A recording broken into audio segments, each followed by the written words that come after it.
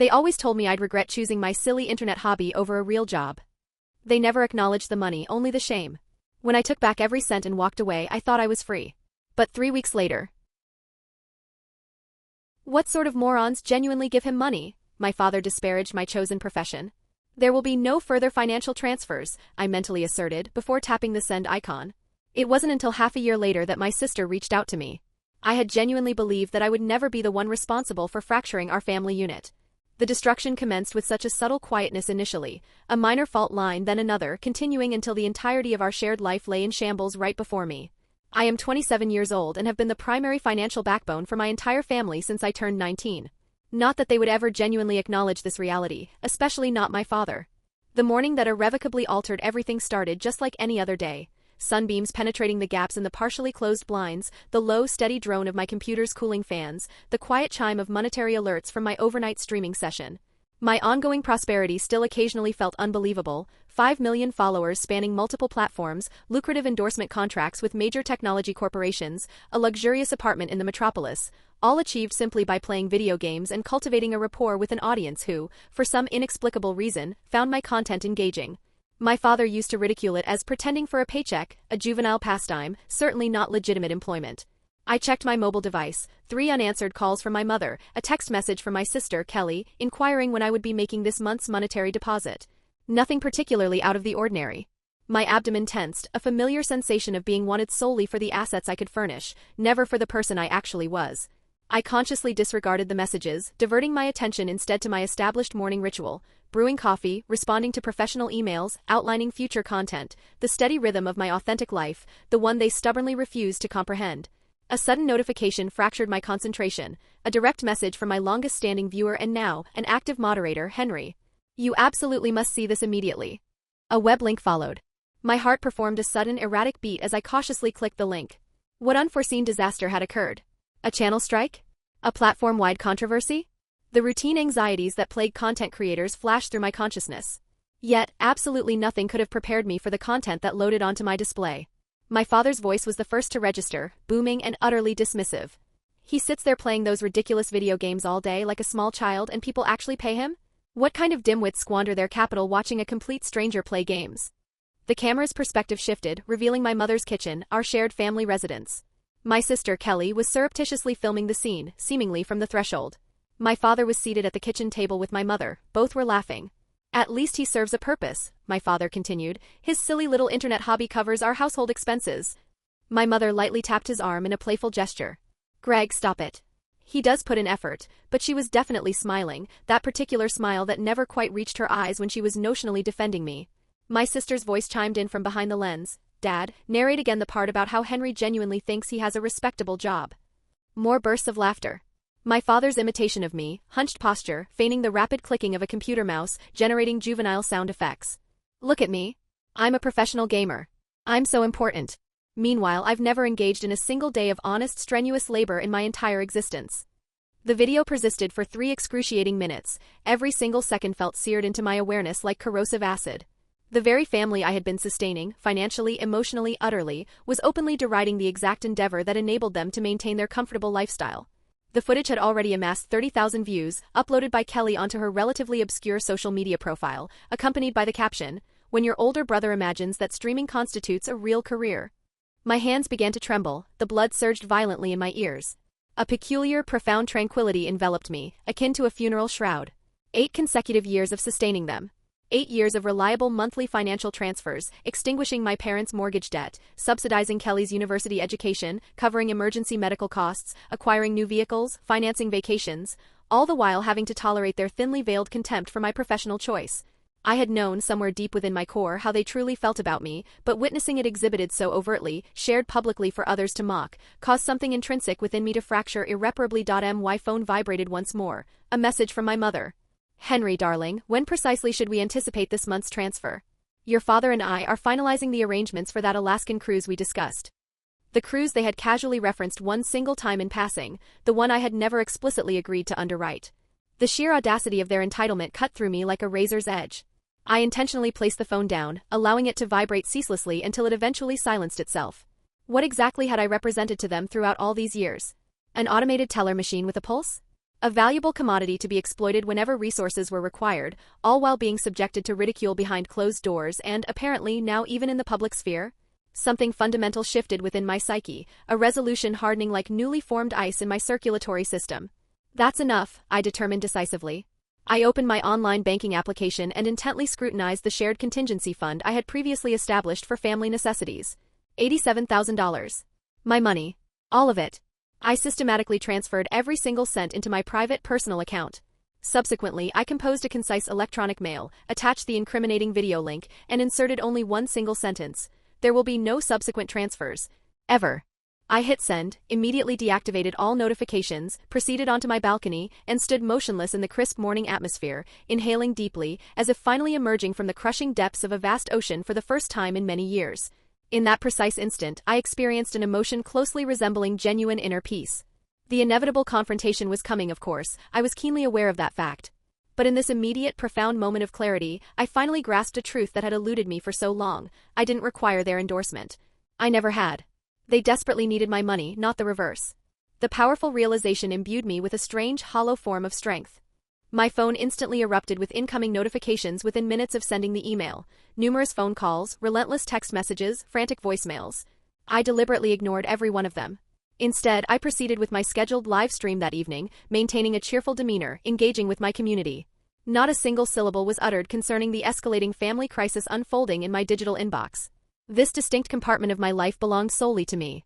They no longer held any claim over it. 3 days elapsed in this peculiar state of suspension. I had blocked their phone numbers after the initial 24 hours, changed my primary email address, and explicitly instructed my building's security personnel not to permit them access if they materialized. On the 4th day, the intercom buzzer emitted a persistent, angry sound. "Your father is present, Mr. Davis. He appears quite incensed. Should I grant him access?" My heart pounded vehemently against my ribcage, the instinctual fight-or-flight response vigorously asserted itself. But I was fundamentally finished with constantly retreating. "Yes," I calmly replied, "send him up here." The minutes I spent awaiting his impending arrival stretched out interminably, each heartbeat functioning as an agonizing countdown. Blood pulsed loudly in my ears.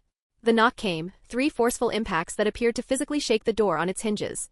When I finally opened it, my father was standing there, his face flushed crimson with that familiar, intense fury, the precise expression I had witnessed 1,000 times throughout my upbringing, the very one that had historically made me instantly recoil. "What in God's name do you imagine you're accomplishing?" he demanded, shoving past me into the confines of my apartment without waiting for even a non-verbal invitation. I closed the door quietly and deliberately.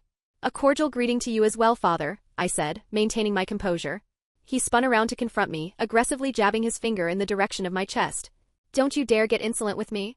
What is the meaning of all this nonsense regarding severing our financial support?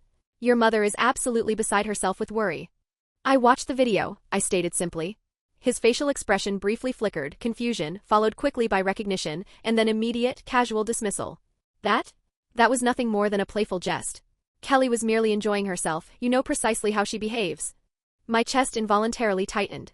The utterly casual manner in which he brushed off the profound offense caused something deeper inside me to crack even further. "A jest, is it?" My voice sounded foreign, even to my own ears, almost unnervingly composed. "And were the 30,000 individuals who watched it also in on this private joke?" He airily waved his hand in a dismissive gesture. "Oh, don't be so exceedingly sensitive. This is the inherent problem with your entire generation. Everything must be construed as an insult, everything is instantly transformed into a major trauma." "You openly ridiculed my profession," I countered, my tone unwavering. "My life's work. The very source of income that has been reliably providing sustenance for your household for 8 long years." "Oh, come on now," he scoffed openly. "You simply lounge around your home playing video games. It's barely classifiable as a job." "I am consistently ranked among the highest earners in my chosen field," I retorted sharply. "I have successfully constructed a viable business that sustains not only myself but an entire immediate family that contributes absolutely nothing meaningful in return." His face instantly darkened. "We are your blood family. That is the fundamental nature of family, you inherently support one another." "Support must be reciprocal, Father," I pressed him. "When, precisely, have you ever offered me genuine support?" He momentarily faltered, just long enough for the unvarnished truth to momentarily escape. "We provided a roof over your head for 18 years. I couldn't restrain the burst of laughter. "The absolute bare minimum legally required of a parent. And I have been repaying that basic parental obligation tenfold ever since I relocated." "So what happens now?" he challenged, his voice dripping with condescension. "You deem yourself too important for us? You believe you no longer require your family now that you have all your internet friends? The sheer contempt evident in his voice when he uttered the phrase internet friends struck a deeply familiar chord. However, this time, instead of the customary shame, pure crystallized rage solidified within me. Those internet friends have demonstrated more fundamental respect and genuine support for me than you ever have in my entire life. His eyes narrowed menacingly. So that's the final decision? You are deliberately choosing them over your real family. I am choosing myself for the very first time, I stated with absolute conviction. He gazed at me as if I had suddenly begun conversing in a completely alien dialect. The concept appeared utterly incomprehensible to him. What about the Alaskan cruise your mother was so eagerly planning? We've already committed to the initial deposit. The unmitigated entitlement momentarily stole my ability to breathe. That particular matter is not my immediate concern, I finally managed. It's not he stammered incoherently. We are your parents. And I am your son, not your personal financial institution. We stood suspended in the subsequent silence, two men who shared an undeniable biological link but had suddenly and powerfully realized they were complete strangers to one another. His expression changed, a calculated evaluation occurring behind his eyes. The anger seamlessly transitioned into something decidedly more manipulative. Your poor mother will be absolutely devastated by this. Is that truly what you desire? To irreparably break her heart. The meticulously crafted guilt trip, his most consistently effective emotional weapon throughout my entire childhood, now simply bounced harmlessly off me, unable to gain any traction. Mother will manage perfectly fine once she recognizes she will need to adhere to a reasonable budget, just like any other normal adult. And Kelly?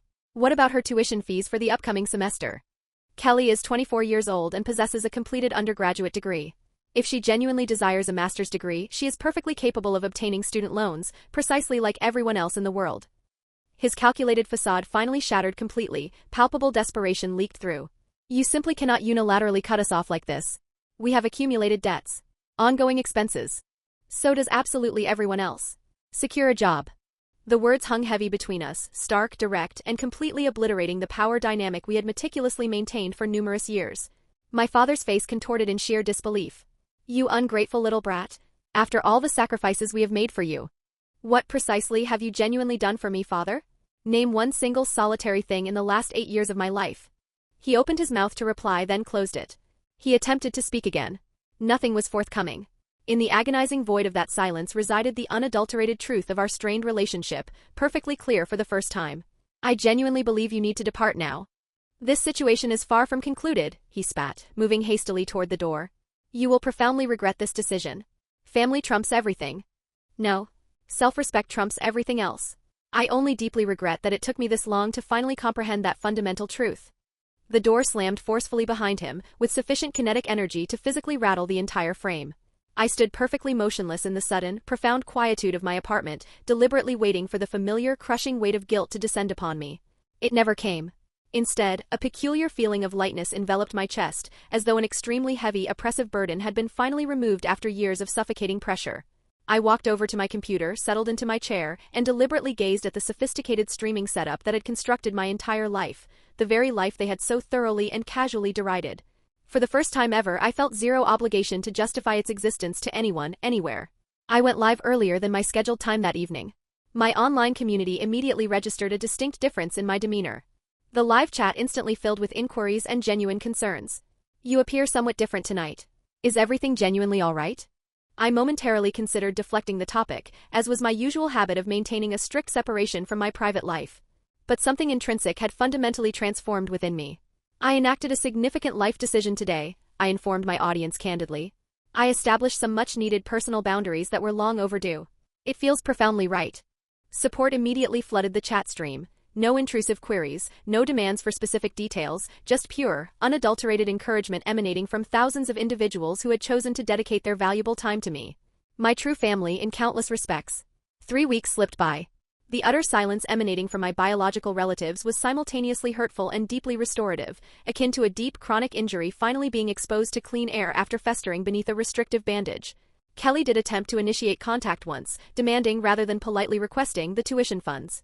When I completely failed to respond, she dispatched a series of progressively more vitriolic text messages, directly accusing me of completely abandoning the family unit. I refused to engage with her, there was simply nothing more to articulate. Then a notification arrived, a minor, seemingly negligible ping that nevertheless made my stomach immediately drop. An alert from my bank regarding unexpected activity on the contingency account. the one I had carelessly neglected to fully terminate. My parents had somehow gained access to it, withdrawn the few $100s that had gradually accumulated from recurring automatic transfers, and completely emptied the remaining balance.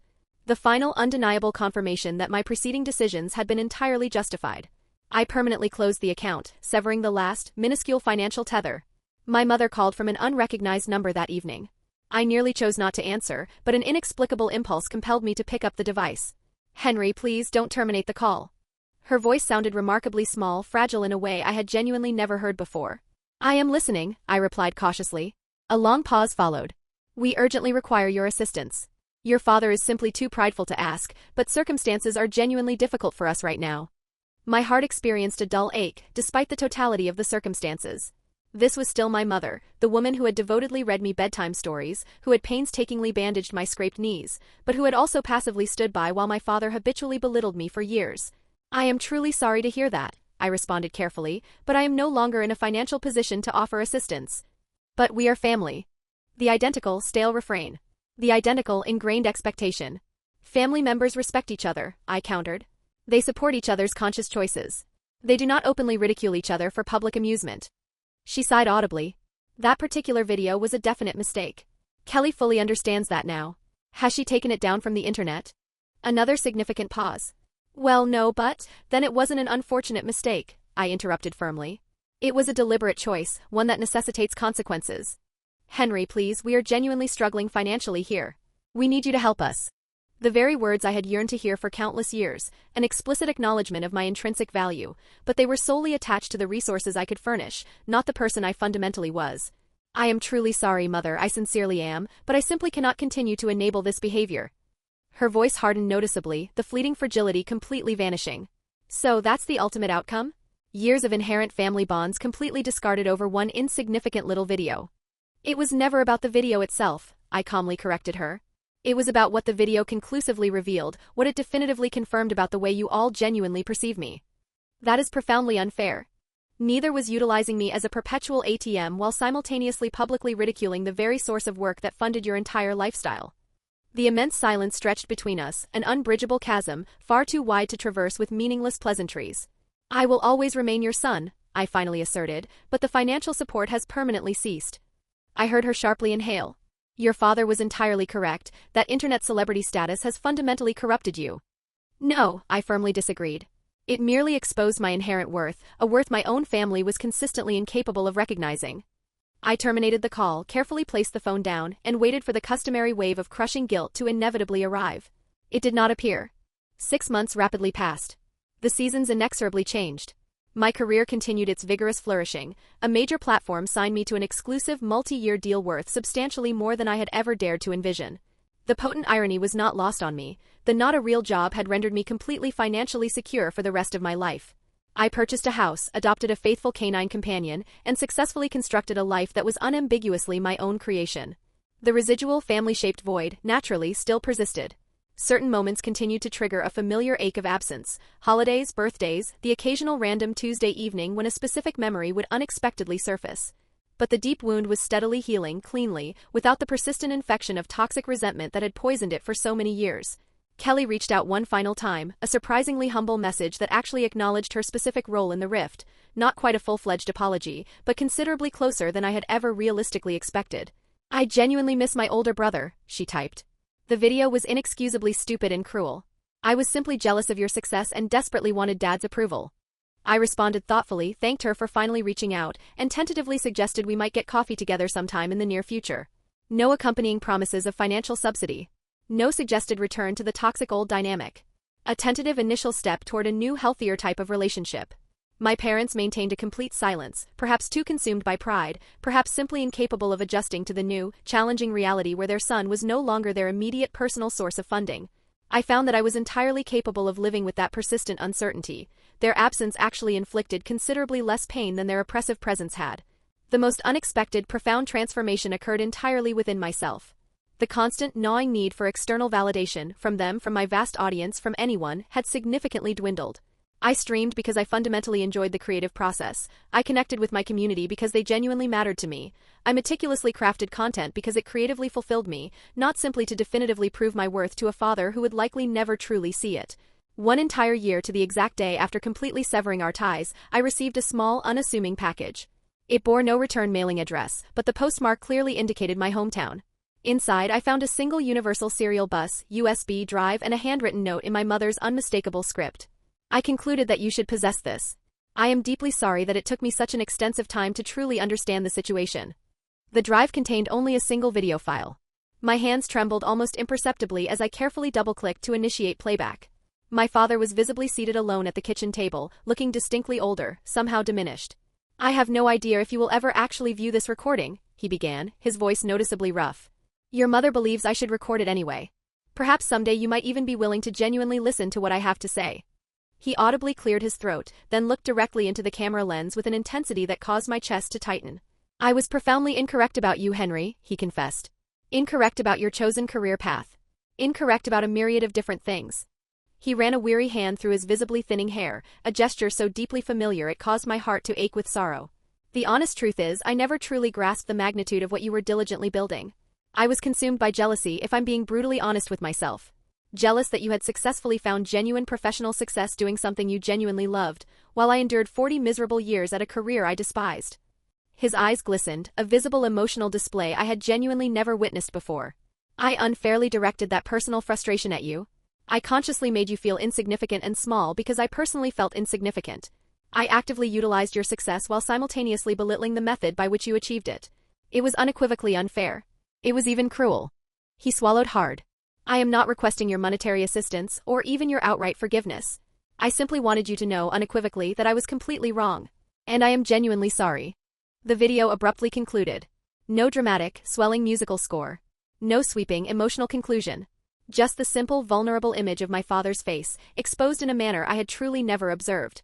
I sat quietly in the profound stillness of my home office, the exact same room where I had first viewed the video that had effectively terminated our relationship, now watching another one that might, just possibly, initiate the painful process of healing it.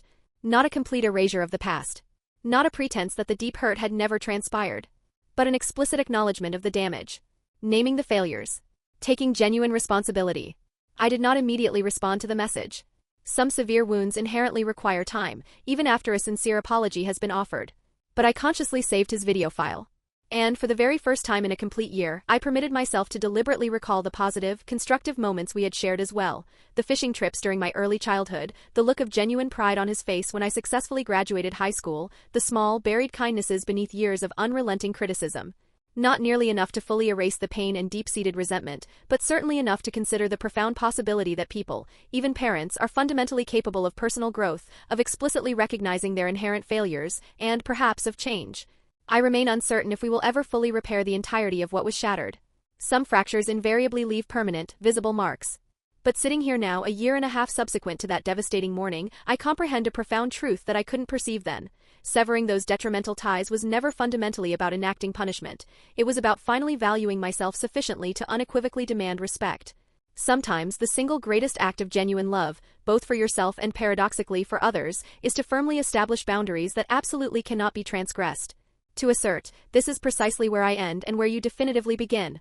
This is what I will willingly accept, and this is what I absolutely will not tolerate. My professional career continues its robust advancement. My community continues its significant growth. The life I have painstakingly built feels progressively more solid and reliable beneath my own 2 feet. And if at some distant point in the future that life encompasses some revised iteration of my family, one that genuinely respects who I am, rather than exclusively what I can materially provide, I might be open to the possibility. But I will never again deliberately diminish myself to fit neatly into someone else's narrow expectations. Never again will I financially fund my own psychological diminishment. That version of Henry is irrevocably gone.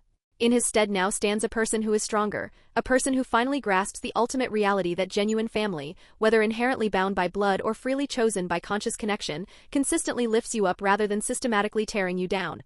And that profound realization is a foundational life lesson worth every single painful, agonizing moment it took to acquire.